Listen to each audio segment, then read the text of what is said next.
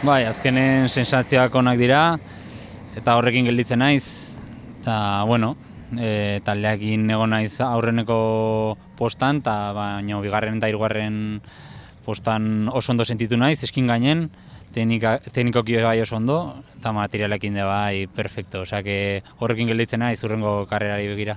Bai, azkenen izan da pixka test bat, hurrengo eguneako, serie modun, eta horrekin gelditzen naiz hurrengo eguneako, ondo sentitu naiz, eta espero emaiz on lortzetela, 50 kilometrotan, nire proa favoritan.